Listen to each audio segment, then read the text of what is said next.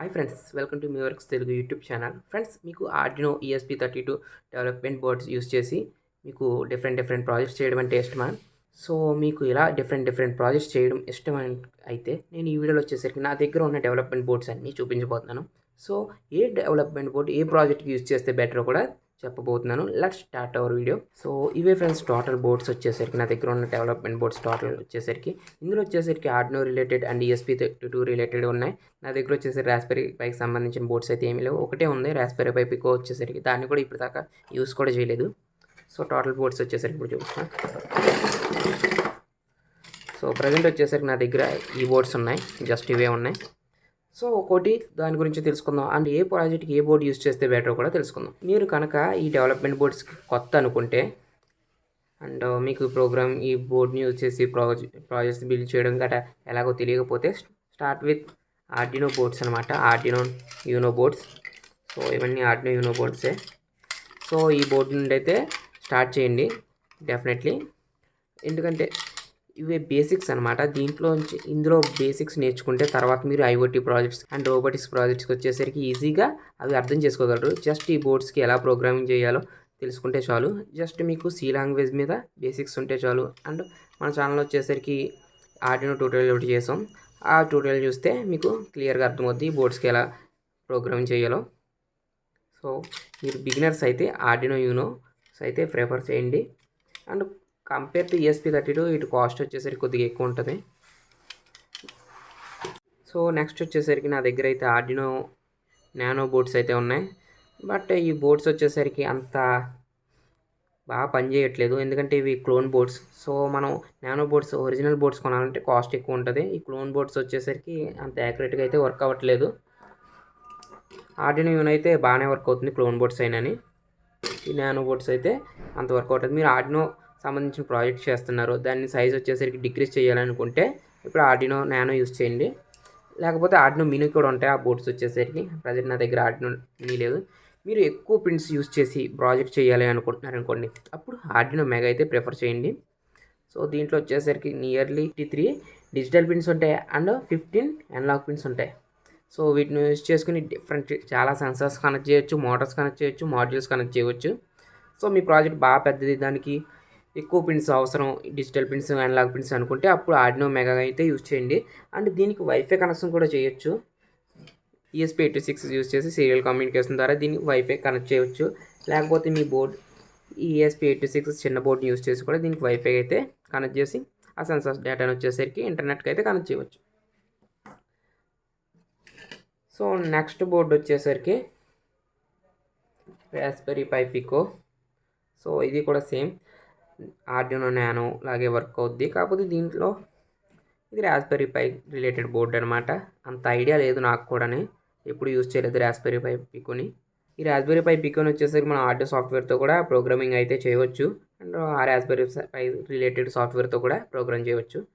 So మీకు ఈ video కావాలనుకుంటే పక్కా చేస్తాను, కింద కామెంట్ చేయండి రాస్బెరీ పై పికోని. And Raspberry Pi Pico W ఉంటుంది వైఫై బోర్డు, దాన్ని యూజ్ చేసి కూడా ప్రాజెక్ట్స్ చేయమంటే చేస్తా, కింద కామెంట్ చేయండి. నెక్స్ట్ డెవలప్మెంట్ బోర్డ్స్ వచ్చేసరికి ESP8266 అండ్ ESP32. సో ఇది ESP8266 అండ్ ESP32 బోర్డ్స్ ఇవి. సో వీటిని వచ్చేసరికి మనం IoT ప్రాజెక్ట్స్లో ఎక్కువ యూజ్ చేసాం.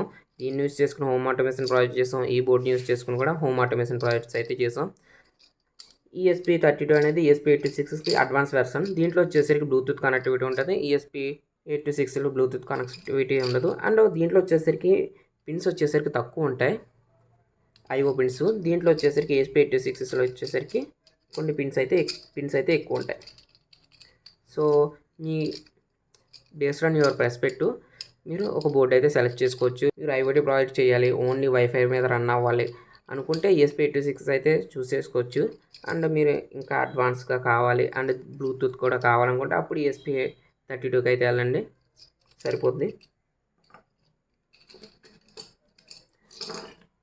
అండ్ నెక్స్ట్ వచ్చేసరికి ఇది Arduino and ESP8266 combine board అనమాట. ఇందులో వచ్చేసరికి 2 మైక్రో కంట్రోలర్స్ ఉంటాయి. ఇక్కడేమో Atmega 328 మైక్రో కంట్రోలర్, ఇది Arduino related, and ESP8266 micro controller.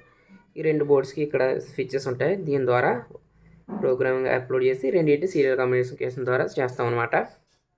So ఈ బోర్డ్ వచ్చేసరికి వేస్ట్. కావాలనుకుంటే మీరు ఆర్డినో అండ్ ESP8266కి డైరెక్ట్ సీరియల్ కమ్యూనికేషన్ చేసుకుని ఇందులో ఉన్న డేటాని అందులోకి ట్రాన్స్ఫర్ చేసుకోవచ్చు. సో ఆ డేటా ఎలా ట్రాన్స్ఫర్ చేయాలో కూడా మీకు నెక్స్ట్ వీడియోలో అయితే ఎక్స్ప్లెయిన్ చేస్తాను. నెక్స్ట్ డెవలప్మెంట్ బోర్డు వచ్చేసరికి ESP32 క్యామ్ అనమాట. సో దీన్ని యూస్ చేసుకుని మనం కెమెరా రిలేటెడ్ ఫంక్షన్స్ వీడియోస్ అయితే చేయొచ్చు. Face recognition video, surveillance robo and CCTV camera different projects అయితే చేయవచ్చు. ఆల్రెడీ మన ఛానల్ వచ్చేసరికి 2-3 వీడియోస్ అయితే చేసాం. ఆ వీడియోస్ చూడకపోతే కింద డిస్క్రిప్షన్లో ఇస్తా, అక్కడ అయితే చెక్ చేయవచ్చు. నెక్స్ట్ వచ్చేసరికి ఆర్డినో ఈథర్నెట్ షీల్డ్ అనమాట. సో ఈథర్నెట్ కనెక్ట్ చేసి ఈ డెవలప్మెంట్ బోర్డుకి అయితే ప్రోగ్రామింగ్ అయితే చేస్తాం. సో దీన్ని నేను ఎప్పుడు యూస్ చేయలేదు. నెక్స్ట్ వచ్చేసరికి మీ ప్రాజెక్ట్ని వచ్చేసరికి సైజ్ వచ్చేసరికి బాగా చిన్నది చేయాలనుకుంటే అప్పుడు మీరు ESP8266 ESP32 ఈ చిప్ను అయితే కొనుక్కుని నెక్స్ట్ వచ్చేసరికి దీనికైతే సాల్వింగ్ చేసేయండి. ఈ బాడీలకు వచ్చేసరికి సాల్వింగ్ చేసి మీ ప్రాజెక్ట్ వచ్చేసరికి చాలా చిన్నదిగా అయితే చేయవచ్చు. సో ఇక్కడ చూడండి, ESP32కి దీనికి డిఫరెన్స్ వచ్చేసరికి చాలా ఉంది. మన ప్రాజెక్ట్ సైజ్ వచ్చేసరికి చాలా తక్కువ. కాకపోతే దీని ప్రోగ్రామ్ అప్లోడ్ చేయాలంటే కొంచెం డిఫికల్ట్. డైరెక్ట్ USB పెట్టి ప్రోగ్రామ్ అయితే అప్లోడ్ చేయలేం. ESP32 యూస్ చేసి దీనికి ప్రోగ్రామ్ అయితే అప్లోడ్ చేయవచ్చు. ఆ వీడియో కావాలనుకుంటే కింద కామెంట్ చేయండి, ఆ వీడియో కూడా చేస్తాను. ఇది చిప్ అనమాట. ఈ చిప్ని దీనికి సాల్వింగ్ చేశాను. నెక్స్ట్ వచ్చేసరికి మీరు ఆర్డినో క్లౌడ్ యూస్ చేస్తున్నారు, జెన్యూన్ బోర్డ్ కావాలి అండ్ IoT రిలేటెడ్ అంటే అప్పుడు మాత్రమే ఈ బోర్డ్స్కి అయితే వెళ్ళండి. ఆర్డినో MKR బోర్డ్ అనమాట ఇది. దీని కాస్ట్ వచ్చేసరికి ఇక్కడ అన్నిటితో కంపేర్ చేస్తే దీని కాస్ట్ వచ్చేసరికి చాలా ఎక్కువ, 3500 అనుకుంటా. 3500 genuine board and wifi connection కావాలి అండ్ మీరు ఆర్డినో క్లౌడ్ యూస్ చేస్తున్నారు అనుకుంటే అప్పుడు వెళ్ళండి. అండ్ దీని లైఫ్ టైం కూడా బాగుంటుంది కంపేర్ టు అదర్స్. ఇది వచ్చేసరికి స్మాలెస్ట్ ESP8266. దీంట్లో మనకి 4 డిజిటల్ పిన్స్ ఉంటాయి. దీన్ని యూస్ చేసుకుని మనం చిన్న హోమ్ ఆటోమేషన్ ప్రాజెక్ట్స్ అయితే చేయవచ్చు. నేను ఒక హోమ్ ఆటోమేషన్ ప్రాజెక్ట్ అయితే ప్లాన్ చేస్తున్నాను ఈ బోర్డు యూస్ చేసుకుని. అండ్ స్మార్ట్ ప్లగ్ కూడా తయారు చేద్దామని చూస్తున్నాను ఈ బోర్డు యూస్ చేసుకుని. సో ఇవి ఫ్రెండ్స్ నా దగ్గర ఉన్న టోటల్ డెవలప్మెంట్ బోర్డ్స్. మీరు బిగినర్ అనుకోండి, అప్పుడు మీకు ఏం తెలియదు అనుకుంటే ఆర్డినోతో అయితే స్టార్ట్ చేయండి, ఆర్డినో యూనోతో. నెక్స్ట్ వచ్చేసరికి కొంచెం అడ్వాన్స్కి వెళ్ళాలనుకుంటున్నారు అనుకుంటే అప్పుడు ESP32 కానీ ESP86 కానీ యూజ్ చేయండి. అంటే IoT రిలేటెడ్ ప్రాజెక్ట్స్, మన సెన్సర్స్ యొక్క డేటాను వచ్చేసరికి క్లౌడ్లో స్టోర్ చేయడం, అక్కడ నుండి మళ్ళీ మన IoT డివైస్ని కంట్రోల్ చేయడం, అలాంటి ప్రాజెక్ట్స్కి వెళ్ళాలనుకుంటే ESP8266 అండ్ ESP32 అయితే యూజ్ చేయండి. మీకు ఎక్కువ పిన్స్ కావాలి అనుకుంటే ఈ మెగా అయితే యూజ్ చేయండి. నెక్స్ట్ వచ్చేసరికి కెమెరా రిలేటెడ్ ప్రాజెక్ట్స్కి అయితే ESP32 క్యామ్ అయితే యూజ్ చేయండి.